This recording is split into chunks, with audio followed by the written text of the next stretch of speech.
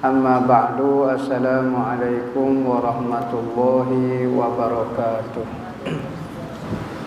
Jadi tamu-tamu kita mengucap syukur kepada Allah Subhanahu wa taala dengan ucapan alhamdulillah atas segala nikmat yang Allah Taala beri kepada kita, sama ada kita sedar ataupun tidak sedar benda itu nikmat, sama ada kita faham ataupun kita tidak faham. Benda yang kita rasa sekarang ni nikmat atau tak nikmat, tetapi kita sebut alhamdulillah. Nah, ada benda itu tak syarat kita faham satu benda, tidak syarat kita khusyuk satu benda, barulah kita dapat, barulah kita buat benda tu. Nah, ada satu kisah di zaman dululah, zaman sebelum Nabi Muhammad. Ada seorang orang soleh, orang alim, nah, lalu jalanlah kalau kita berjalan. Maka berjalan tiba-tiba dia tengok ada seorang orang tua duduk berdoa, minta doa dengan Allah Taala. Tetapi doa tu yang dibaca oleh orang tua tu salah. Makna dia salah. Maka dia dengarlah orang tua tu duduk berdoa. Maka orang alim tu, orang-orang soleh tu kata, doa ni salah ni baca ni. Mak cik ni tak faham ko, pak cik ni tak faham ko dia berdoa berapa dia ni. Maka dia pun, nak buat lagu mana Pak cik tu duk berdoa lah. Maka dia pun pergi kat pak cik tu, dia kata, pak cik berdoa salah tu. Pak cik kata, salah. Lah. Hamba dengar pak cik tu dah pak cik sebut doa hak wajib baca saat ni. Dia pun baca. Katanya orang tu kata, pak cik berdoa salah tu, makna dia tak kena lagu tu. Salah dia kata. Hamba berdoa 30 tahun dah doa tu. Salah. Salah pak cik. Pas lagu mana? Salah tu tak terima dah lah. Sudah. Hamba dok doa lama kemarin kata tak terima, tak diterima. Pak cik tu kata kalau payah-payah hamba malah berdoa lagu ni.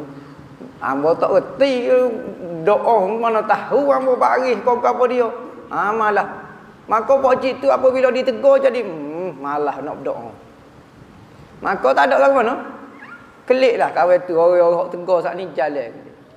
Apabila jalan maka Allah Taala tegur dia. Ada kata turun malaikat, ada kata turun tegur daripada Allah. Dia kata, wahai pemuda, wahai orang alim, apa mu tegur pak cik tu berdoa? Apa hak kamu? Aku 30 tahun dah dengar dia dok minta dengan aku. Biarlah doa tu pun salah pun aku dengar semacam. Tetapi kerana hari ni mu nak betul doa dia menyebabkan dia tak bunyi suara dah kat aku. Dia tak siap berdoa dah dengan aku. Apa kelebihan sangat kat betul tu, aku nak permintaan dia tu. 30 tahun dah aku duk dengar semacam dia duk minta doa. Biar salah pun ke apa dia pun. Yang mu hari ni mu tegur dia tak siap berdoa dah. Tu kita lon ni. Kita hadir dalam majlis maulid. Kita dengar bacaan maulid. Kita dengar orang duk berdoa, orang duk gapo. Tak faham makna daripada awal sampai akhir. Tetapi tiap-tiap minggu kita duk minta doa. Duk minta gapo dia, kita pun tak tahu gapo dia. Bahasa Arab belaka tu. Maka Tuhan nak dengar kita minta tu. Bukan dipaham tu. Kadang-kadang permintaan hak kita tak minta faham pun. Tetapi berkat di dalam majlis. Orang zaman dulu gak bismillah wa jamu ya. Keramat kemarin tu. Baca salah ya. Tetapi kerana kebersihan hati dia, kerana permintaan dia dengan Allah, sekalipun dia tak faham apa yang ia baca, apa yang ia dengar, tetapi benda tu ada keberkatan dia. Nak tunggu kita faham belaka, nak tunggu kita khusyuk belaka baru kita masuk dalam majlis. Tak ada apa lagu tu kan. Banyak benda lah kita tak boleh buat ibadat.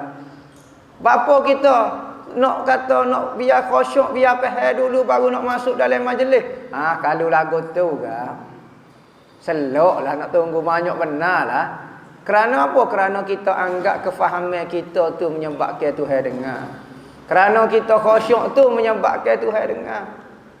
Doa-doa kita didengar oleh Allah Ta'ala kerana semata rahmat dan kasih sayang dia.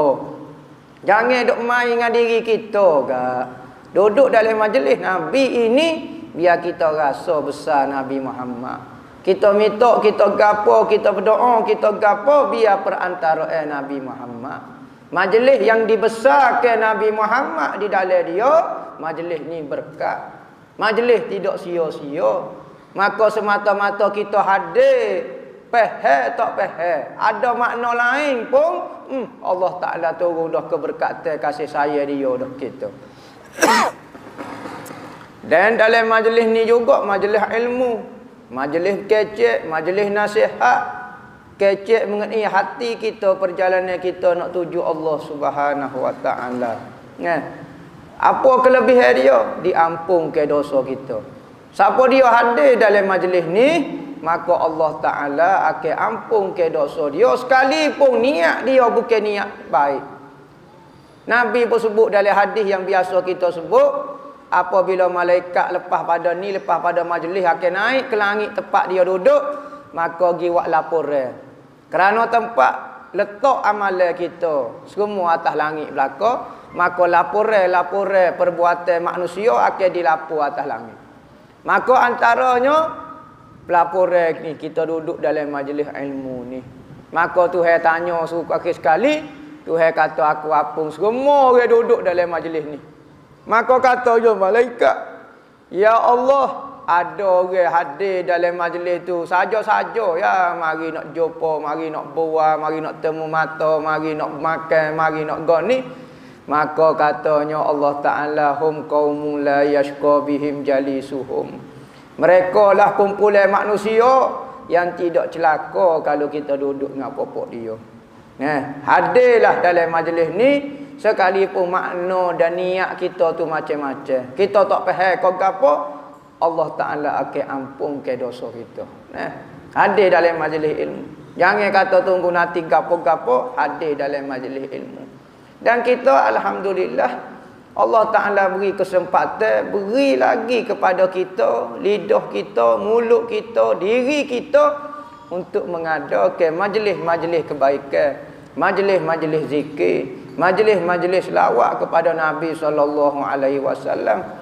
Yang mana payah nak temu majlis-majlis lagu ni, buat masa sekarang. Maka kita jangan putuskan hubungan kita dengan Nabi Muhammad dengan cara hadir dalam majlis Nabi pada zaman-zaman orang nak memutuskan kita dengan Allah, dengan Nabi Muhammad. Yang mana tempat-tempat kita bertemu, tempat-tempat pusat agama lah kita kata, masjid-masjid sekarang payah, maka alhamdulillah Allah Ta'ala izin lagi. Jadi bersyukur kepada Allah Subhanahu Wa Ta'ala kerana Tuhan masih mengizinkan tubuh kita yang hina ini menjadi penyambung kita dengan Allah dan Nabi Muhammad.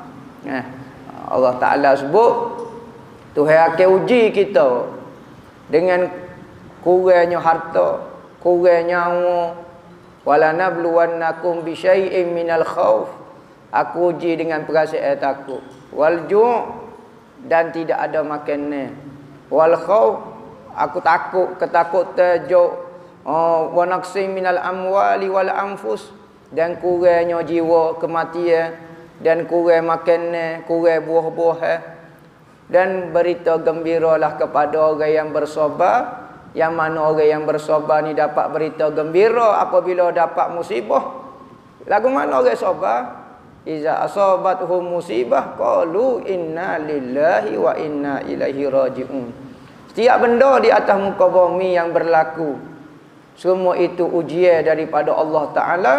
Maka orang yang beriman, orang yang sabar akan kata inna lillah, sesungguhnya diri kami, semua yang kami miliki itu milik Allah. Inna lillah, la lil milki, milik Allah.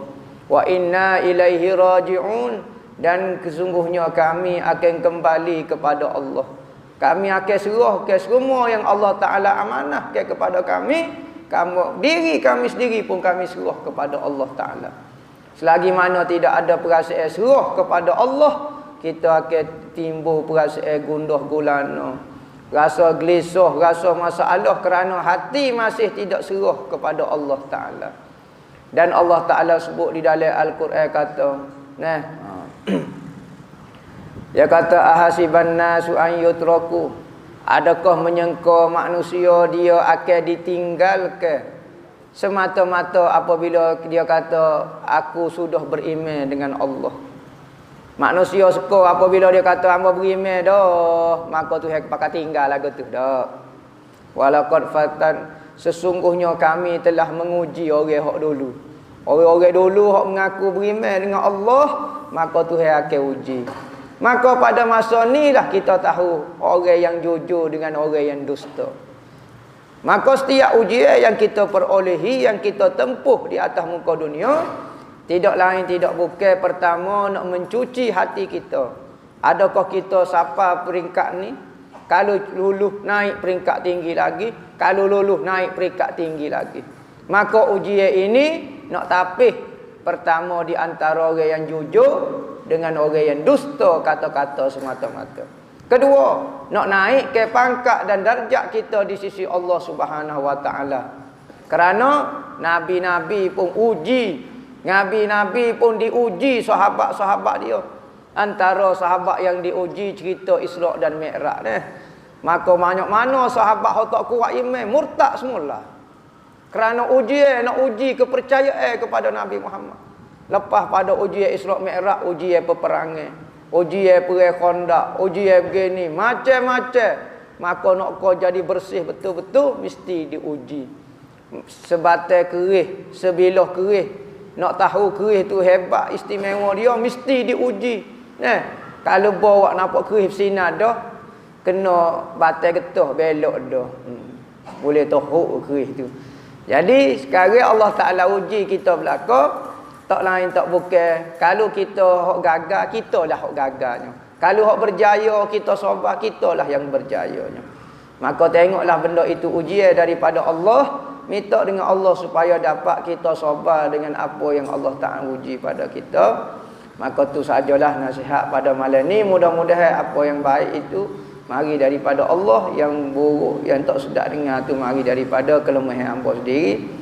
Wabillahi taufiq wal hidayah. Wassalamualaikum warahmatullahi wabarakatuh.